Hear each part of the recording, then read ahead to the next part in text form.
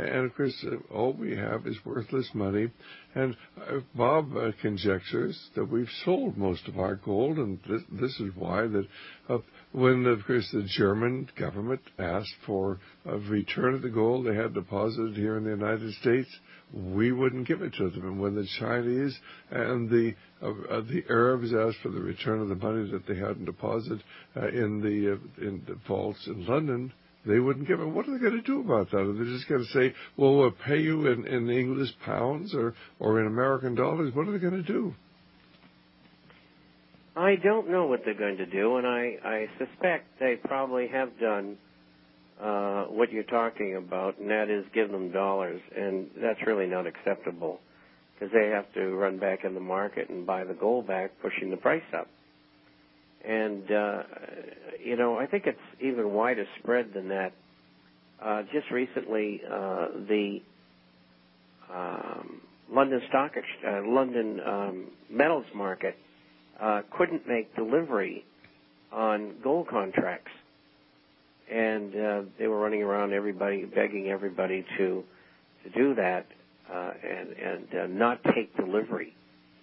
And so what happened was the Bank of England had to step in and provide the gold, which happened to be melt, which is 0.88 to 0.90, which is not standard legal delivery. That meant that gold had to be reprocessed, etc. And there's only one place that gold could have come from, and that's the United States from the coin melt in 1934 and 35. And so there are indications that Great Britain, the LME, COMEX received gold to make delivery from the Canadian government, which said the gold was stolen or it's missing. I mean, what do they think we are, cretins? And they got the European Central Bank lending gold to the COMEX. They don't have any. If they do, it's very small. And then the instances that you cited, plus the fact, it is my suspicion, and has been from the very beginning, that the ETFs, SLV, and GLD, don't have the gold and silver they say they have. In the contract with SLV, it says that they can use derivatives and futures contracts. And, of course, that's what they've been doing. And how much silver they've got, I don't know. Nobody knows because there's no audit, no outside audit. And so maybe they get half or a third. It isn't enough to cover the people who think they have it all. Well, obviously, Bob, somebody has been accumulating gold. I know the Rockefellers have been accumulating it in Europe. I'm sure the Rothschilds and the other people of great wealth are accumulating gold because, of course, they understand the golden rule. He who has the gold rules. But they're exchanging worthless paper for something of intrinsic value for when they start over again. But, of course, at that point, most people will be impoverished. Well, our telephone number is 1-888-24-LIBERTY, 1-888-24-LIBERTY, or 464-8295 here on the Central Coast of California. We've got Nick calling from Carmel. Hi, Nick. How you doing? Hi, Dr. Stan and Bob. A question for you, if you would, please. The federal credit unions, how are they tied into the system? Are they actually tied into the Federal Reserve at all? I can't answer that because I don't know.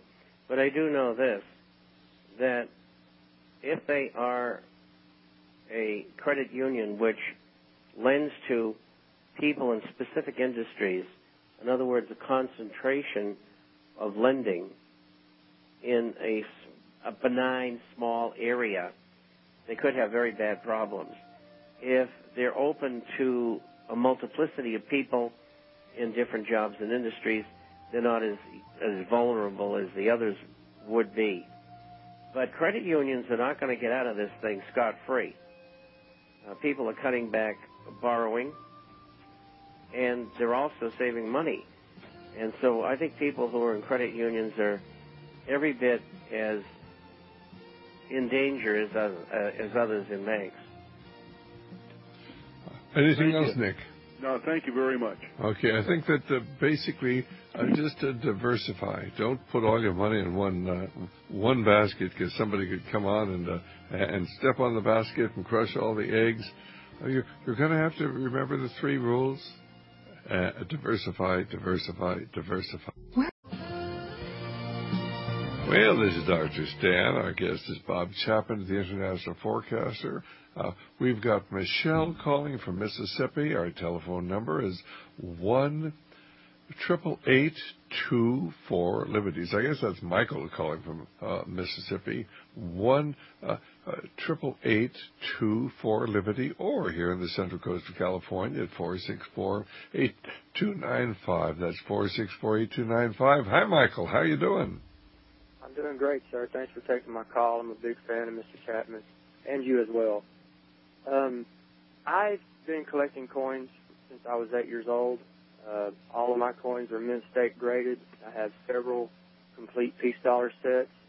I have a couple of green monster boxes. And my question is where do the graded coins stack up in the whole metals market? And so that's my question. And also, I don't know why when I was younger, when I started working, I always took 1 to 5% of my paycheck and paid myself first, and kind of just put it into coins. They've always intrigued me because I like history, and you have to know history to know coins. So it kind of went hand in hand. So that's my question, sir. Where do graded coins add up, especially your good ones like your 28S, your Carson Cities, those coins? Are they going to call for more, or when it comes down to it, will it just be worth the metal that it is? Well, right, I think question. on the way up, that numismatic coins, whether silver or gold, will move up exponentially. I think they'll be very strong.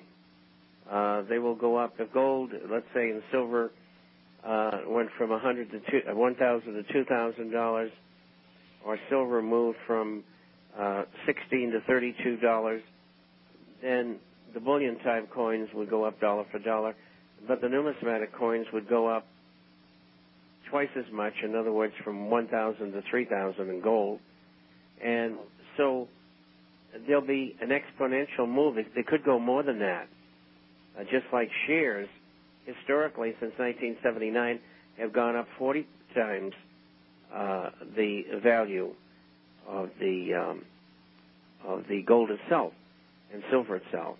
And that doesn't mean any of this will repeat, but that's history.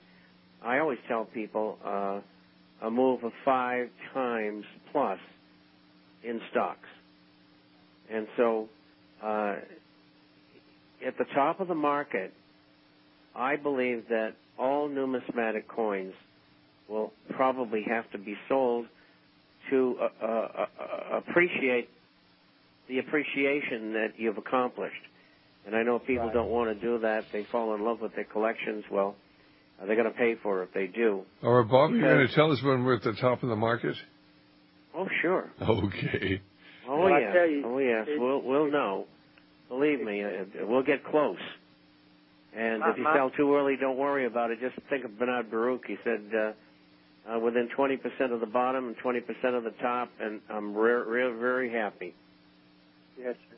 Well, my and whole you would thinking switch. was, You would switch to gold bullion coins and silver, junk silver or silver bullion. And if you want to continue, there's a certain risk on the silver because historically in the down deflationary market, it's fallen tremendously. But today we do have a shortfall and have had for a long time in silver production, and it's worse than ever. So it might hold its value. I won't know that until I get there. Dr. Stan. Yes. I just wanted to also add, I'll be 27 in January, and I started out working construction at 18, and I just couldn't see myself taking all that crap and getting up and going to work and earning my money honestly. And then once I started really learning about how all this was done at about 2021, that's really when I stepped up and started pursue another avenues of generating my own personal wealth and to try to leave a legacy behind, so to speak. So that's what's really motivated me. It's been folks like you, Alex Jones, and other people that really are identifying the enemy. And I have to say, I have a lot of optimism on the horizon. And what worries me, though, is eventually, if and when the troops do come, they're probably going to come for folks like us who have established themselves for when the flip occurs. And that's what really bothers me.